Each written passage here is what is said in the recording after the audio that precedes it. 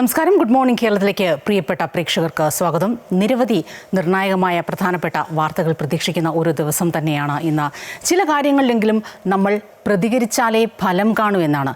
അത് ഒരു പൊതുസമൂഹത്തിന് വേണ്ടിയാകുമ്പോൾ അതിൻ്റെ മഹത്വവും മൂല്യവും ഒക്കെ ഒരുപാട് കൂടുന്നു. ചില സ്വാർത്ഥ താല്പര്യങ്ങളും സങ്കുചിത ചിന്തകളുമൊക്കെ ഒരുപക്ഷെ ഈ പ്രതികരിക്കുന്നയാളെ ക്രൂശിതനാക്കിയേക്കാം. പക്ഷേ ഒരു വലിയ സമൂഹത്തിൻ്റെ പ്രാർത്ഥനയും പിന്തുണയും എല്ലാം ഈ ക്രൂശിതനോടൊപ്പമുണ്ട്. പറഞ്ഞു വരുന്നത് ഡോക്ടർ ഹാരിസ് ചിറക്കലിൻ്റെ അവസ്ഥയെക്കുറിച്ച് തന്നെയാണ്. ഇന്നിപ്പോൾ അന്വേഷണ സമിതി റിപ്പോർട്ട് സമർപ്പിക്കുമ്പോൾ അതിലെന്ത് എന്ന ആകാംക്ഷയാണ്. അദ്ദേഹം ഏതെങ്കിലും തരത്തിലുള്ള നടപടികൾക്ക് വകുപ്പ് തലമായാലും അല്ലെങ്കിൽ ഒരു നടപടികൾക്ക് വിധേയമാകുമോ എന്നൊരു ആശങ്കയാണ്. എന്തായാലും വിശദമായി അതെല്ലാം പരിശോധിക്കാം. ആദ്യം തലക്കെട്ടുകൾ.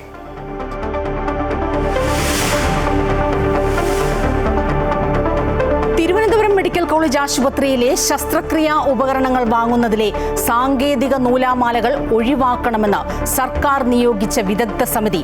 പർച്ചേസ് നടപടി ലളിതമാക്കണം. ഡോക്ടർ ഹാരിസ് സർവീസ് ചട്ടലംഘനം നടത്തിയെങ്കിലും നടപടി വേണ്ടെന്ന് സമിതി. റിപ്പോർട്ട് DME ഇന്ന് ആരോഗ്യമന്ത്രിക്ക് കൈമാറും.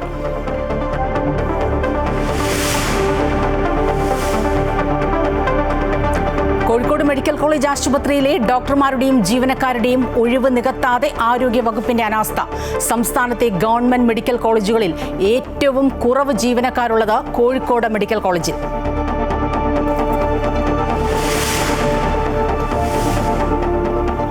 സസ്പെൻഷൻ നടപടികൾ കോടതിയിൽ ചോദ്യം ചെയ്യാനൊരുങ്ങി കേരള സർവകലാശാല രജിസ്ട്രാർ KS അനിൽകുമാർ. സർവകലാശാല കവാടത്തിന് മുകളിൽ ഗവർണർക്കെതിരെ ബാനർ ഉയർത്തി SFI. രാജ്ഭവനിലേക്ക് ഇന്നും മാർച്ച്. VCയുടെ അധിക ചുമതല നൽകിയ ഡോക്ടർ സിസ തോമസിനെതിരെയും പ്രതിഷേധത്തിന് സാധ്യത.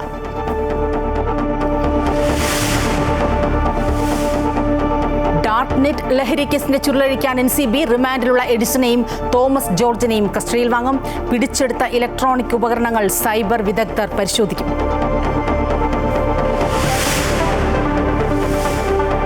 ഘാനയിലെത്തി പ്രധാനമന്ത്രി നരേന്ദ്രമോദിക്ക് ഊഷ്മള വരവേൽപ്പ്. ഇന്ന് ഘാന പാർലമെന്റിനെ അഭിസംബോധന ചെയ്യും. സഹകരണം ശക്തമാക്കാൻ ഇരു രാജ്യങ്ങളും കരാറിൽ ഒപ്പുവെച്ചു. ഘാനയിലെ ഇന്ത്യൻ സമൂഹത്തെയും പ്രധാനമന്ത്രി ഇന്ന് കാണും.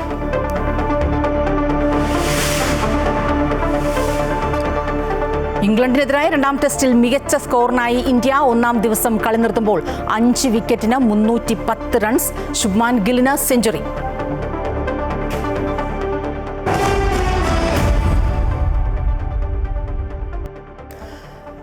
ഡോക്ടർ ഹാരിസ് ചിറക്കൽ പറഞ്ഞ കാര്യങ്ങളിൽ, വെളിപ്പെടുത്തിയ കാര്യങ്ങളിൽ എന്താകും തുടർന്നുള്ള നടപടി? എന്ത് നടപടി സർക്കാരിൻ്റെ ഭാഗത്തു നിന്നും ഉണ്ടാകുന്നു?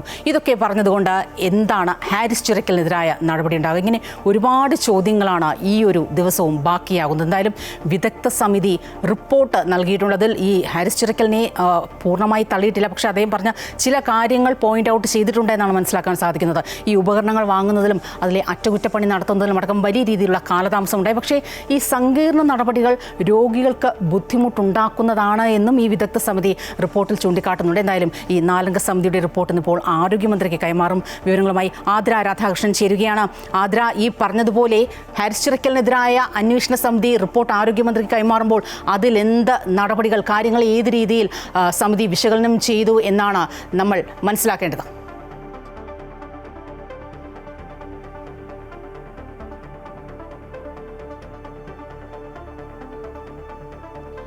സ്വപ്ന, ഈ തിരുവനന്തപുരം മെഡിക്കൽ കോളേജിലെ ഉപകരണക്ഷാമം സംബന്ധിച്ച് യൂറോളജി വിഭാഗ മേധാവിയായ ഡോക്ടർ ഹാരിസ് ചിറക്കലിന്റെ വെളിപ്പെടുത്തലാണ് വലിയ വിവാദങ്ങളിലേക്കൊക്കെ വഴിവെച്ചത്. ആദ്യം ആരോഗ്യമന്ത്രി ഇതിനെ തള്ളിയെങ്കിലും പിന്നീട് ഹാരിസ് ചിറക്കലിന്റെ ഈ പ്രതികരണവുമായി ബന്ധപ്പെട്ട് ഈ തിരുവനന്തപുരം മെഡിക്കൽ കോളേജിലെ ഉപകരണക്ഷാമം സംബന്ധിച്ചും പഠിക്കാനായി ഒരു 4-അംഗ വിദഗ്ധ സമിതിയെ നിയോഗിക്കുകയായിരുന്നു.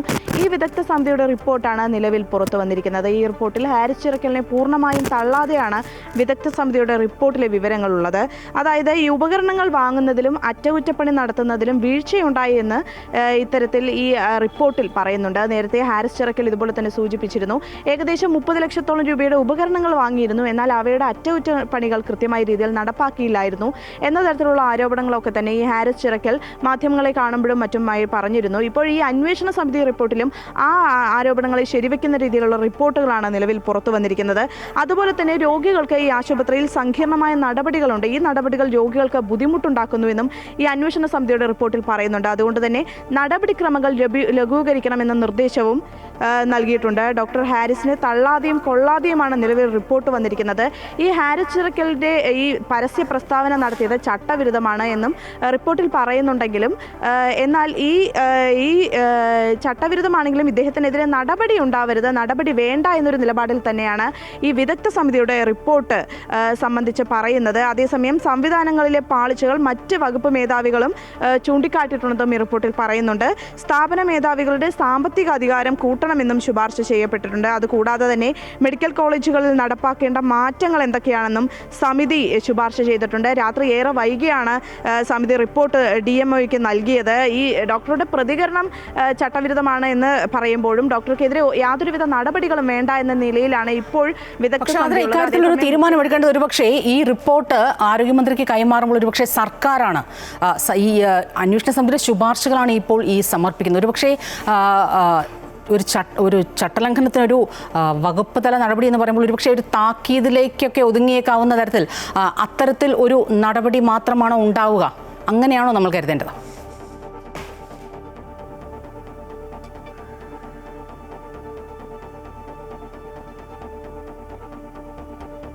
തീർച്ചയായും ഇപ്പോൾ വിദഗ്ധ സമിതിയുടെ റിപ്പോർട്ട് പ്രകാരം ചട്ടവിരുദ്ധമായ ഒരു പ്രസ്താവന നടത്തിയെങ്കിലും ഡോക്ടർക്കെതിരെ യാതൊരുവിധ നടപടികളുടെയും ആവശ്യമില്ല എന്നാണ് ഇതിൽ സൂചിപ്പിച്ചിരിക്കുന്നത്. എന്നാൽ പൂർണ്ണമായും ഡോക്ടർക്കെതിരെ നടപടി ഉണ്ടാകില്ല എന്ന് വിശ്വസിക്കാൻ സാധിക്കില്ല. കാരണം ഇന്നാണ് ആരോഗ്യമന്ത്രിക്ക് ഈ അന്വേഷണ സമിതി റിപ്പോർട്ട് കൈമാറുക. ഈ റിപ്പോർട്ടിലെ കാര്യങ്ങൾ ഡോക്ടറുടെ പ്രസ്താവനയെ അനുകൂലിക്കുന്നതാണെങ്കിൽ തന്നെയും ഡോക്ടർ ഈ പരസ്യ പ്രസ്താവന നടത്തിയത് ഒരു തെറ്റായി തന്നെ ഇതിലും ചൂണ്ടിക്കാണിക്കുന്നുണ്ട്. അതുകൊണ്ട് തന്നെ ആരോഗ്യമന്ത്രിക്ക് റിപ്പോർട്ട് കൈമാറിയതിന് ശേഷം ഈ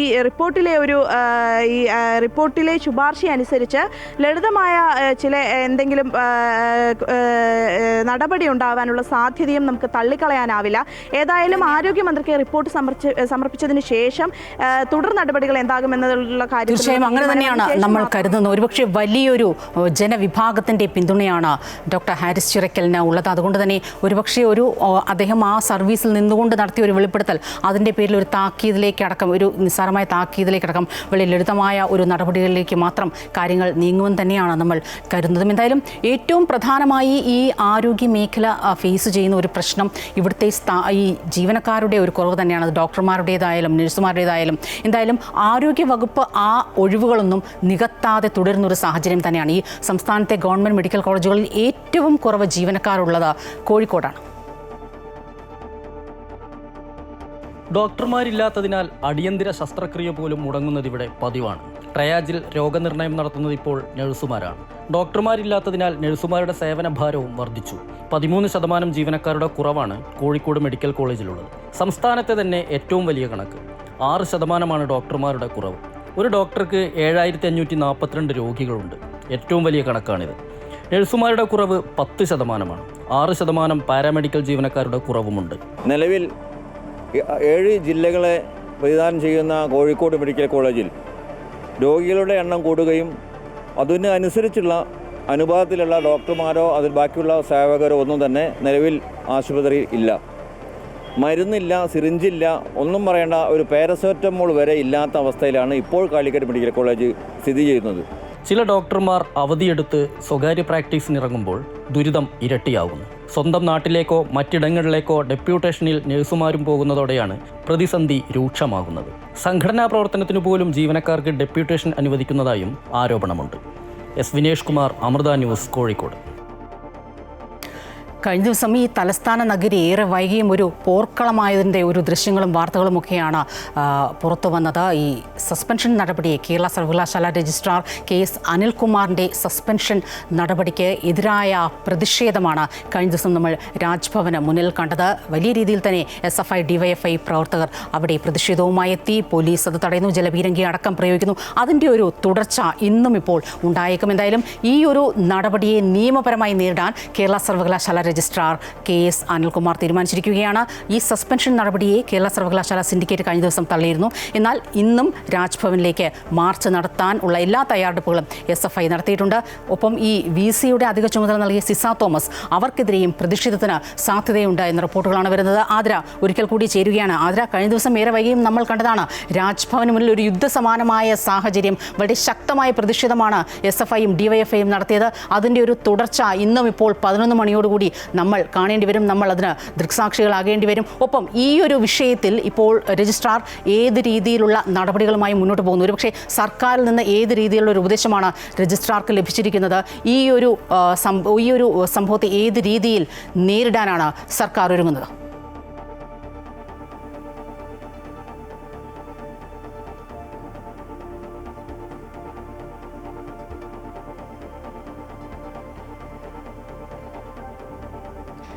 സ്വപ്ന, ഏതായാലും ഗവർണർ സർക്കാർ പോര് മുറുകുകയാണ് എന്ന് വേണം പറയാൻ. കാരണം ഈ ഭാരതാംബ വിഷയവുമായി ബന്ധപ്പെട്ടാണ് ഇത്തരത്തിൽ ഈ ഒരു പ്രശ്നമുണ്ടാകുന്നത്. കേരള സെനറ്റ് ഹാളിൽ ഒരു സ്വകാര്യ സ്ഥാപനത്തിൻ്റെ പരിപാടിയായിരുന്നു അടിയന്തരാവസ്ഥയുടെ 50-ാം വാർഷികത്തോടനുബന്ധിച്ച് നടന്നിരുന്നത്. ഈ പരിപാടിയിൽ വിവാദമായ ഭാരതാംബയുടെ ചിത്രം പ്രദർശിപ്പിച്ചതുമായി ബന്ധപ്പെട്ടാണ് SFI പ്രവർത്തകർ വലിയ രീതിയിലുള്ള ഒരു പ്രതിഷേധം സംഘടിപ്പിച്ചത്. അന്ന് തന്നെ ഇത്തരത്തിലൊരു സർക്കാർ സ്ഥാപനത്തിൽ ഒരു സ്വകാര്യ പരിപാടി നടത്തുമ്പോൾ ഇത്തരത്തിൽ ഭാരതാംബയുടെ ചിത്രം വയ്ക്കുന്നത് ഒരു ചട്ടവിരുദ്ധമായിട്ടുള്ള ഒരു പ്രവർത്തനമാണെന്ന് രജിസ്ട്രാറും സെനറ്റ് അംഗങ്ങളും നേരത്തെ സൂചിപ്പിച്ചിരുന്നു.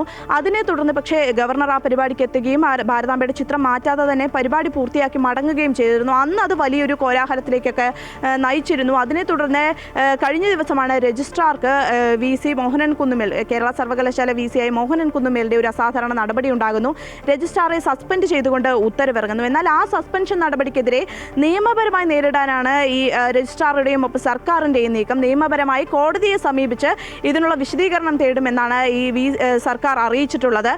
അതിനോടൊപ്പം തന്നെ ഈ സെനറ്റ് അംഗങ്ങൾ ഇത്തരത്തിൽ VC-യുടെ ഈ അസാധാരണ നടപടിയെ ശക്തമായി എതിർത്തിരുന്നു. അതിനെ തള്ളിക്കളയുകയാണ് ചെയ്തിരുന്നത്. VC-യുടെ ഈ നടപടി ചവറ്റുകുട്ടയിലെറിയുമെന്ന് കഴിഞ്ഞ ദിവസം ഈ സെനറ്റ് അംഗങ്ങൾ മാധ്യമങ്ങളെ കണ്ടപ്പോൾ പറഞ്ഞിരുന്നു.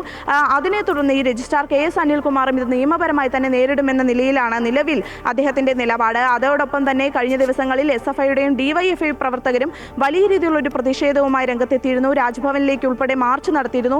ആ മാർച്ച് വലിയ സംഘർഷത്തിൽ കലാശിച്ചിരുന്നു. ഏതായാലും ഇന്നും ഇത്തരത്തിൽ പ്രതിഷേധ മാർച്ചുമായി രംഗത്തെത്താൻ തന്നെയാണ് SFIയുടെ നീക്കം. അതേസമയം KS അനിൽകുമാർ ഇന്ന് കേരള സർവകലാശാലയിലേക്ക് എത്തും, അദ്ദേഹം ഓഫീസിലേക്ക് എത്തും എന്നൊരു വിവരവും അറിയുന്നുണ്ട്. ഏതായാലും വരും മണിക്കൂറുകൾ സംഭവ ബഹുലമായിരിക്കുമെന്ന് തന്നെയാണ് കരുതുന്നത്. സ്വപ്ന, അതിനാണ് വിവരങ്ങൾ നൽകിയത്. SFI സർവകലാശാല കവാടത്തിന് മുന്നിൽ ഇന്നലെ രാത്രി തന്നെ ബാനറുകളൊക്കെ കെട്ടി പ്രതിഷേധിച്ചിരുന്നു. രസകരമാണ് അതിലെ വാചകങ്ങൾ. ഹിറ്റ്ലർ തോറ്റു, മുസോളിനി തോറ്റു, സർ CPM തോറ്റു, എന്നിട്ടാണോ രാജേന്ദ്ര എന്നതടക്കമുള്ള മുദ്രാവാക്യങ്ങൾ ആണ് ഈ ബാനറിൽ എഴുതിയിരിക്കുന്നത്. എന്തായാലും ഡോക്ടർ മോഹൻ കുന്നുമലിന് പകരം താൽക്കാലിക VC-ആയി നിയമിച്ച ഡോക്ടർ സിസ തോമസിനും SFIയുടെ ഒരു എതിർപ്പ് നേരിടേണ്ടി വരുമെന്ന മുന്നറിയിപ്പ് തന്നെയാണ് അവർ നൽകുന്നത്. വരും ദിവസങ്ങളിൽ പ്രതിരോധം ശക്തമാക്കും. SFI എന്താണെന്ന് സിസ തോമസിന് അറിയാം എന്നതടക്കമുള്ള ചില ഭീഷണി സ്വരം അടക്കമുള്ള മുന്നറിയിപ്പുകളാണ് SFI നൽകുന്നത്. ചുമതലയേൽക്കാൻ വരട്ടെ, അപ്പോൾ കാണാമെന്നാണ് അവർ പറയുന്നത്. പക്ഷേ ഗവർണർ സംഘീയായി സർവകലാശാലയ്ക്കകത്ത് സംഘീയായ ചാൻസലറായി വന്നാൽ, RSSന്റെ അജണ്ട നടപ്പിലാക്കുന്ന ആളായി സർവകലാശാലയ്ക്കകത്ത് വന്നാൽ അത് ഞങ്ങൾ അംഗീകരിക്കും. ഈ RSSന്റെ അജണ്ട നടപ്പിലാക്കുന്നതിന് വേണ്ടി ഏജന്റായി ഈ സർവകലാശാലയ്ക്കകത്തുള്ള VC-മാർ മാറുന്നുണ്ട്. അതുകൊണ്ട് അതിനെ ചെറുത്തു തോൽപ്പിക്കാൻ വേണ്ടി ഇവിടുത്തെ മുഴുവൻ വിദ്യാർത്ഥികളെ പങ്കെടുപ്പിച്ച് അണിനിരത്തിക്കൊണ്ട് അതിനെതിരെ വലിയ പ്രതിരോധം തീർക്കുമെന്നുള്ളത്. ദേശീയ വാർത്തകളിലേക്ക് എത്തിയാൽ പ്രധാനമന്ത്രി നരേന്ദ്രമോദിയുടെ 10 വർഷത്തിനിടയിലെ ദൈർഘ്യമേറിയ വിദേശ പര്യടനം തുടങ്ങിക്കഴിഞ്ഞു. ഘാനയിലെത്തിയ പ്രധാനമന്ത്രി നരേന്ദ്രമോദിക്ക് വളരെ ഊഷ്മളമായ വരവേൽപ്പാണ് ലഭിച്ചത്. ഘാന പ്രസിഡന്റ് ജോൺ ദ്രാമിനി മഹാമയുമായി പ്രധാനമന്ത്രി നരേന്ദ്രമോദി വലിയ രീതിയിൽ ചർച്ചകൾ നടത്തി. ഇന്ത്യയും ഘാനയും തമ്മിലുള്ള ഉഭയകക്ഷി ബന്ധം ശക്തിപ്പെടുത്തുന്നതിനായി നിരവധി കരാറുകളിലും ഇരു രാജ്യങ്ങളും ഒപ്പുവെച്ചിട്ടുണ്ട്. രാജ്യത്തിന്റെ ദേശീയ ബഹുമതിയായ officer of the order of the star of Ghana ബഹുമതിയും പ്രധാനമന്ത്രിക്ക് ലഭിച്ചു.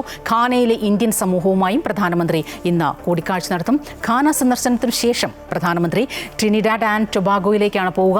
30 വർഷത്തിന് ശേഷമാണ് ഒരു ഇന്ത്യൻ പ്രധാനമന്ത്രി ഇന്നലെ ഘാനയിലെത്തിയത്. എന്തായാലും 8 ദിവസത്തെ പര്യടനത്തിൽ 5 രാജ്യങ്ങൾ സന്ദർശിക്കാനുള്ള ഒരു പ്രധാനമന്ത്രി സന്ദർശിക്കും. അതിർത്തി കടന്നുള്ള ഭീകരവാദത്തിനെതിരെ ഈ രാജ്യങ്ങളുടെ എല്ലാം പിന്തുണ നേടുക എന്ന ഒരു ലക്ഷ്യവും ഈ സന്ദർശനത്തിന് ഉണ്ട്.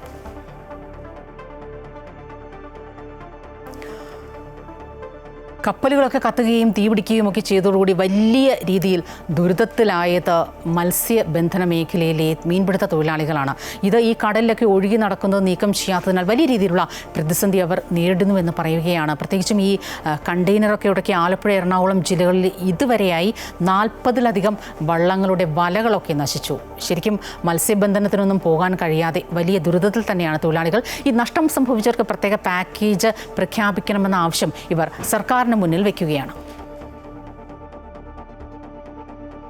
അപകടത്തിൽപ്പെട്ട കപ്പലിൽ നിന്ന് കടലിൽ മുങ്ങിയ കണ്ടെയ്നറുകൾ ഒഴുകി നടക്കാൻ തുടങ്ങിയിട്ട് 1 മാസത്തിലധികമായി. ജൂലൈ 1 മുൻപ് കണ്ടെയ്നറുകൾ നീക്കം ചെയ്യണമെന്നാണ് ഷിപ്പിംഗ് മന്ത്രാലയത്തിൻ്റെ നിർദ്ദേശം. എന്നാൽ ഒരു നടപടിയും സ്വീകരിച്ചിട്ടില്ല. വലകൾ കണ്ടെയ്നറിലുടക്കി ആലപ്പുഴയ്ക്ക് പടിഞ്ഞാറ് കടലിൽ പോയ 40-ലധികം വള്ളങ്ങളുടെ വലകൾ നശിച്ചു. ഈ വലകളിലുണ്ടായിരുന്ന ലക്ഷങ്ങൾ വില വരുന്ന മത്സ്യവും നഷ്ടമായി. കഴിഞ്ഞ ദിവസം മട്ടാഞ്ചേരി, വൈപ്പിൻ, ഗോശ്രീപുരം എന്നിവിടങ്ങളിൽ നിന്ന് കടലിൽ പോയ 9 വള്ളങ്ങളുടെ വലകൾ കണ്ടെയ്നറിലുടക്കി നശിച്ചു. കഴിഞ്ഞയാഴ്ച ആലപ്പുഴ തോട്ടപ്പള്ളിയിൽ നിന്ന് പോയ 7 വള്ളങ്ങളുടെ വലകളും നഷ്ടമായിരുന്നു. ആറാട്ടുപുഴയിലും വലിയഴീക്കലിലും സമാനമായ സംഭവങ്ങളുണ്ടായി. മത്സ്യത്തൊഴിലാളികളെ സംബന്ധിച്ചിടത്തോളം ജൂൺ, ജൂലൈ മാസങ്ങൾ അവൻ്റെ പ്രധാനപ്പെട്ട തൊഴിൽ ദിനങ്ങളാണ്. അവൻ അടുത്ത 6 മാസത്തേക്ക് കൂടെ എന്തെങ്കിലും ശേഖരിച്ച് വെക്കാനും അവൻ വാങ്ങിച്ച കടവും വിലയും ഒക്കെ തീർക്കാനുള്ള ഒരു സമയം കൂടെയാണിത്. ഈ സമയത്ത് അവൻ മത്സ്യബന്ധനത്തിന് പോയാൽ കടലിൽ മത്സ്യബന്ധനം നടത്താൻ പറ്റുന്നില്ല. ലക്ഷക്കണക്കിന് രൂപ മുടക്കി ഉണ്ടാക്കിയ മത്സ്യബന്ധന വലകൾ കടലിൽ വിരിച്ചു കഴിഞ്ഞാൽ ആ വലകൾ നഷ്ടപ്പെട്ടു പോകുന്നു. പൂർണ്ണമായിട്ടും ഭാഗികമായിട്ടും നഷ്ടപ്പെട്ട നിരവധി യാനങ്ങളാണ് ഇന്ന് കരയ്ക്ക് ഇരിക്കുന്നത്. മത്സ്യബന്ധനത്തിന് പോകാൻ പറ്റുന്നില്ല. ഇനി ഒരാഴ്ചയിലധികം അവർ വീണ്ടും ലക്ഷക്കണക്കിന് രൂപ കടം വാങ്ങിച്ച് വീണ്ടും ആ വലകൾ മെയിൻ്റെനൻസ് ചെയ്ത് ഈ കടലിൽ മത്സ്യബന്ധനം നടത്തിയാൽ എന്താണ് പ്രതീക്ഷയ്ക്ക് വക നൽകുന്നത്? എങ്ങനെ മത്സ്യബന്ധനം നടത്താൻ പറ്റും? ട്രോളിംഗ് നിരോധനം നിലനിൽക്കുന്നതിനാൽ പരമ്പരാഗത മത്സ്യബന്ധന വള്ളങ്ങൾക്ക് മീൻ കൂടുതൽ കിട്ടുന്ന സമയമാണിത്. വലകൾ നശിച്ച വള്ളങ്ങൾക്ക് ഇനി ദിവസങ്ങളോളം കടലിൽ പോകാനാവില്ല. ഇത് 100 കണക്കിന് കുടുംബങ്ങളുടെ ജീവിതത്തെ സാരമായി ബാധിക്കും. ആലപ്പുഴ, കൊച്ചി കടൽ മേഖല ഉപേക്ഷിച്ച് മറ്റു സ്ഥലങ്ങളിലേക്ക് വള്ളങ്ങളുമായി മാറേണ്ട ഗതികേടിലാണ് മത്സ്യത്തൊഴിലാളികൾ. പരാതിപ്പെട്ടാൽ കേസെടുക്കാൻ പോലും തീരദേശ പോലീസ് തയ്യാറാകുന്നില്ലെന്ന ആരോപണവും ശക്തമാണ്. വലകൾ നഷ്ടമായ വള്ളങ്ങൾക്ക് പ്രത്യേക സാമ്പത്തിക പാക്കേജ് പ്രഖ്യാപിക്കണമെന്നാണ് മത്സ്യത്തൊഴിലാളികളുടെ ആകെ ആവശ്യം. അമൃത ന്യൂസ്, ആലപ്പുഴ. ഈ ഡാർക്ക് നെറ്റ് വഴിയുള്ള ലഹരി ഇടപാട് എന്തായാലും ഇത് പുറത്തെത്തിയിരിക്കുന്നത് മഞ്ഞുമലയുടെ ഏറ്റവും ഒരു ചെറിയ ഭാഗം മാത്രമായിരിക്കും ഒരുപക്ഷെ എന്ന സൂചനകളാണ്. കാരണം ഇനിയും വമ്പൻ സ്രാവുകൾ ഇതിൽ കുടുങ്ങാനുണ്ട്. മൂവാറ്റുപുഴ സ്വദേശി എഡിസൺ അയാളിൽ നിന്നും ഈ കെറ്റാമെലോൺ വാങ്ങിയ 2 ഇടുക്കി സ്വദേശികൾ ഇപ്പോൾ NCBയുടെ പിടിയിലുണ്ട്. എഡിസന്റെ ഈ കുടുംബാംഗങ്ങളുടെ പങ്കും അന്വേഷിക്കുകയാണ്. കിരൺ ചേരുകയാണ് വിവരങ്ങളുമായി. കിരൺ, ഇപ്പോൾ ഏറ്റവും പുതിയ വിവരമനുസരിച്ച് അന്വേഷണം ഏത് രീതിയിലാണ് മുന്നോട്ട് പോകുന്നത്? നമുക്ക് ഈ പിടികൂടാനുള്ളത് ചെറിയ നെത്തോലികളെയല്ല, വമ്പൻ സ്രാവുകളെയാണ്.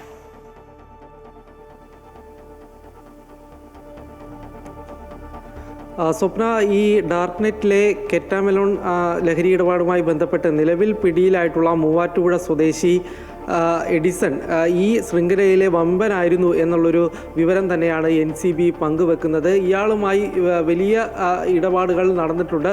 10,000-ലധികം ആളുകളുമായിട്ട് ഇയാൾക്ക് ഇടപാടുകൾ ഉണ്ടായിരുന്നു എന്നൊരു കണ്ടെത്തൽ കൂടി NCBയുടെ ഭാഗത്തു നിന്നും ഉണ്ടാകുന്നുണ്ട്. ഇയാൾ LSDയുടെ 10,000-ലധികം ബോട്ടുകളാണ് ഓരോ മാസവും വിറ്റിരുന്നത്. ഇതുവഴി തന്നെ ഇയാൾക്ക് കോടികളുടെ ഇടപാടുകളായിരുന്നു നടത്തിയിരുന്നത്. ഈ പണമെല്ലാം ക്രിപ്റ്റോ കറൻസി വഴിയാണ് ഇയാൾ ശേഖരിച്ചിരുന്നത് എന്നടക്കമുള്ള വിവരങ്ങൾ നേരത്തെ തന്നെ NCB പുറത്തുവിട്ടതാണ്. ഇപ്പോൾ ഈ അന്വേഷണം ഇയാൾക്ക് ഈ ഇടനിലക്കാരനായിട്ട് പ്രവർത്തിച്ചിരുന്നവരിലേക്കടക്കം ഈ NCBയുടെ അന്വേഷണം ചെന്നുകൊണ്ടിരിക്കുകയാണ്.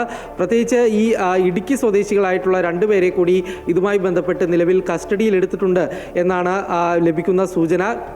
ഇവരെ ചോദ്യം ചെയ്യുകയാണ്. കഴിഞ്ഞ ദിവസം തന്നെ ഈ എഡിസണിൻ്റെ സുഹൃത്തും സഹായിയുമായിട്ടുള്ള ഒരാളെ കൂടിയും ഈ NCB കസ്റ്റഡിയിലെടുക്കുകയും പിന്നീട് ഇവരുടെ അറസ്റ്റ് രേഖപ്പെടുത്തുകയും ചെയ്തിരുന്നു. ഇവരുടെ വീട് കേന്ദ്രീകരിച്ച്, അതായത് മൂവാറ്റുപുഴയിലുള്ള എഡിസന്റെ വീട് കേന്ദ്രീകരിച്ച് തന്നെയാണ് ഈ ലഹരി ഇടപാടുകൾ നടന്നിരുന്നത് എന്ന് തന്നെയാണ് മനസ്സിലാക്കാൻ സാധിക്കുന്നത്. ഈ ഡാർക്ക് നെറ്റ് വഴി ലഹരി ഇടപാടുകൾ നടത്തുകയും പിന്നീട് പാഴ്സലായിട്ട് മറ്റ് സ്ഥലങ്ങളിലേക്ക് അയച്ചു കൊടുക്കുകയുമായിരുന്നു ഇവരുടെ രീതി. ഈ പാഴ്സലുകൾ പോയിട്ടുള്ള അഡ്രസ്സുകൾ കേന്ദ്രീകരിച്ച് കൂടി അന്വേഷണം പോവുകയാണ്. ഇയാൾക്ക് ഡാർക്ക് നെറ്റിൽ ഏജന്റുമാർ പ്രവർത്തിച്ചിരുന്നതായിട്ടും NCBക്ക് വിവരം ലഭിക്കുന്നുണ്ട്. എന്നാൽ ഇടനിലക്കാരായിട്ടുള്ള ആളുകളെ തീർച്ചയായും നിർണായക വിവരങ്ങൾ തന്നെയാണ് പുറത്തു വരുന്നത്.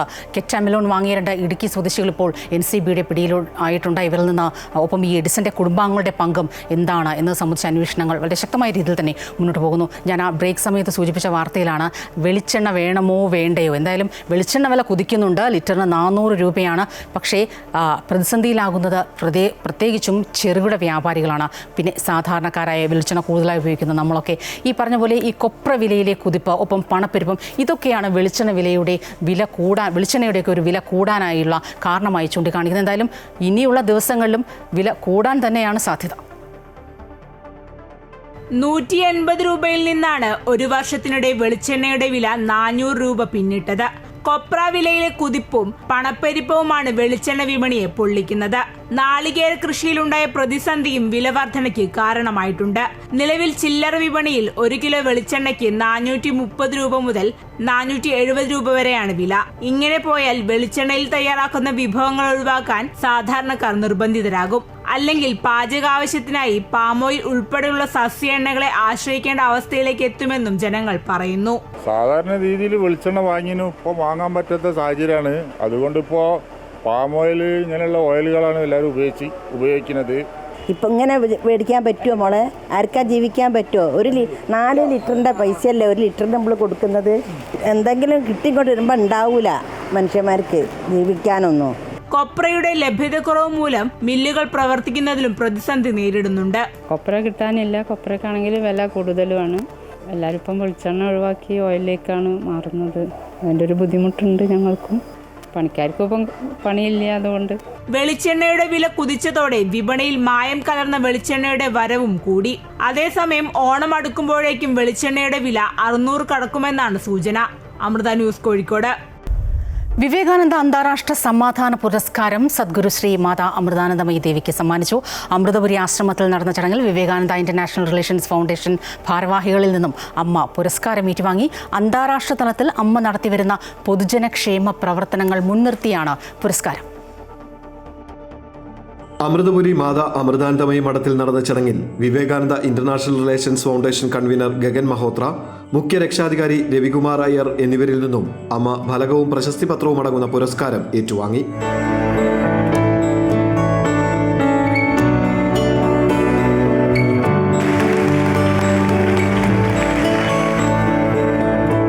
അന്താരാഷ്ട്ര തലത്തിൽ നടത്തുന്ന പൊതുജനക്ഷേമ പ്രവർത്തനങ്ങൾ മുൻനിർത്തിയാണ് സദ്ഗുരു ശ്രീ മാതാ അമൃതാനന്ദമയി ദേവിക്ക് വിവേകാനന്ദ അന്താരാഷ്ട്ര സമാധാന പുരസ്കാരം സമ്മാനിച്ചത്. സംസ്കാരവും മൂല്യങ്ങളും ഉൾക്കൊള്ളുന്ന ഭാരതത്തിന്റെ സനാതനധർമ്മം പഠിക്കാനും പഠിപ്പിക്കാനും നമ്മൾ തയ്യാറാകണമെന്ന പുരസ്കാരം ഏറ്റുവാങ്ങിക്കൊണ്ട് സദ്ഗുരു ശ്രീ മാതാ അമൃതാനന്ദമയി ദേവി പറഞ്ഞു. സ്വാമി വിവേകാനന്ദന്റെ ജീവിതം നൽകുന്ന സന്ദേശം അതാണെന്നും അമ്മ ഓർമ്മിപ്പിച്ചു. നേട്ടങ്ങളുടെയും വിജയങ്ങളുടെയും പിറകിൽ ഒരു വ്യക്തിയുടെ പ്രയത്നം മാത്രമല്ലുള്ളതെന്നും ലോകത്തിനു വേണ്ടി എന്തെങ്കിലും അമ്മയ്ക്ക് ചെയ്യാൻ കഴിഞ്ഞത് നല്ല മക്കളെ കിട്ടിയതുകൊണ്ടാണെന്നും അതുകൊണ്ട് ഈ പുരസ്കാരം മക്കൾക്ക് സമർപ്പിക്കുന്നു എന്നും അമ്മ ചടങ്ങിൽ പറഞ്ഞു.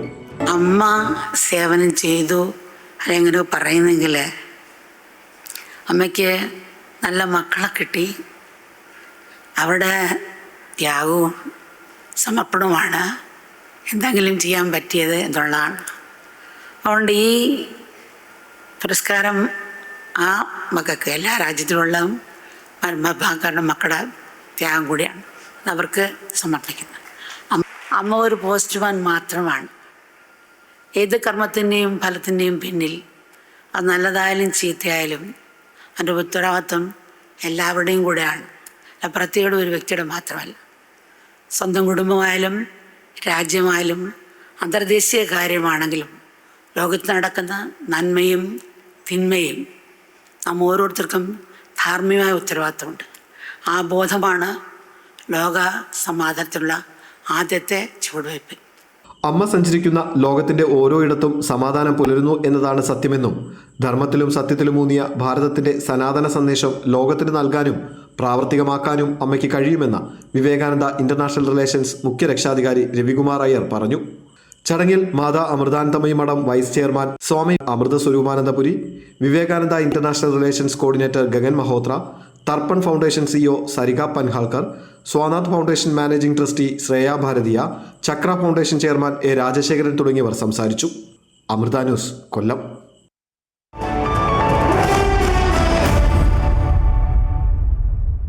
വിപണി വിലയിരുത്തലാണ് ജിയോജിത് ഫിനാൻഷ്യൽ സർവീസസിലെ സീനിയർ ഇൻവെസ്റ്റ്മെന്റ് സ്ട്രാറ്റജിസ്റ്റും ജനറൽ മാനേജറുമായ കെ ദിലീപ് ചേരുന്നു. ഗുഡ് മോർണിംഗ് കേരളത്തോടൊപ്പം. ശ്രീ ദിലീപ്, സ്വാഗതം. ഗുഡ് മോർണിംഗ് കേരളത്തിലേക്ക്. എന്താണ് ഇന്ന് നമ്മൾ വിപണിയിൽ പ്രതീക്ഷിക്കുന്നത്? ഇന്ന് നേരിയ നേട്ടത്തിൽ വ്യാപാരം തുടങ്ങാമെങ്കിലും വളരെ ഉയർന്ന തോതിലുള്ള കയറ്റങ്ങൾ പ്രതീക്ഷിക്കുന്നുണ്ട്. കഴിഞ്ഞ കുറച്ച് ദിവസങ്ങളായി വിപണിയിൽ ഒരു ക്രമപ്പെടലിൻ്റെ രൂപത്തിലായിരുന്നു വ്യാപാരം നടന്നിരുന്നെങ്കിൽ ഇന്നലെ വലിയൊരു വിൽപ്പനയിലേക്ക് നീങ്ങുകയും ചെയ്തു. അതിന് പ്രധാനപ്പെട്ട കാരണം 2 ദിവസമായി വിദേശ നിക്ഷേപ സ്ഥാപനങ്ങൾ തുടരുന്ന വലിയ തോതിലുള്ള വിൽപ്പന തന്നെയാണ്. ഏറ്റവും പ്രധാനപ്പെട്ട കാര്യം മുൻതര സൂചികയായി നിഫ്റ്റി 25,500 എന്നുള്ള പ്രധാന നിലവാരത്തിന് താഴെയാണ് ഇന്നലെ വ്യാപാരം അവസാനിപ്പിച്ചത്. അതുകൊണ്ട് തന്നെ വരും ദിവസങ്ങളിലും ഈ ഒരു നിലവാരത്തിന് മുകളിലേക്ക് നീങ്ങുമ്പോൾ നിക്ഷേപകർ ലാഭമെടുക്കാനുള്ള ഒരു സാധ്യതയുണ്ട്. കായിക വാർത്തകളിലേക്കാണ്. ഇംഗ്ലണ്ടിനെതിരായ 2ാം ക്രിക്കറ്റ് ടെസ്റ്റ് ആദ്യ ദിനം ഇന്ത്യ ഭേദപ്പെട്ട നിലയിൽ. ക്യാപ്റ്റൻ ശുഭ്മാൻ ഗില്ലിന്റെ സെഞ്ചുറിയുടെയും യശസ്വി ജയ്സ്വാളിന്റെ അർദ്ധ സെഞ്ചുറിയുടെയും പിൻബലത്തിലാണ് ഇന്ത്യ മികച്ച സ്കോറിലെത്തിയത്. ടോസ് നഷ്ടപ്പെട്ട ബാറ്റിംഗിനിറങ്ങിയ ഇന്ത്യ 1ാം ദിവസം കളി നിർത്തുമ്പോൾ 5 വിക്കറ്റ് നഷ്ടത്തിൽ 310 റൺസ് എന്ന നിലയിലാണ്. 114 റൺസുമായി ശുഭ്മാൻ ഗില്ലും 41 റൺസുമായി രവീന്ദ്ര ജഡേജയുമാണ് ക്രീസിൽ. ഇംഗ്ലണ്ടിനായി ക്രിസ് വോക്സ് 2 വിക്കറ്റ് എടുത്തു. ഗുഡ് മോർണിംഗ് കേരളം ഇവിടെ പൂർണ്ണമാവുകയാണ്. കൂടുതൽ വാർത്തകൾ അമൃത ന്യൂസ് യൂട്യൂബ് ചാനലിൽ തുടരും. നമസ്കാരം.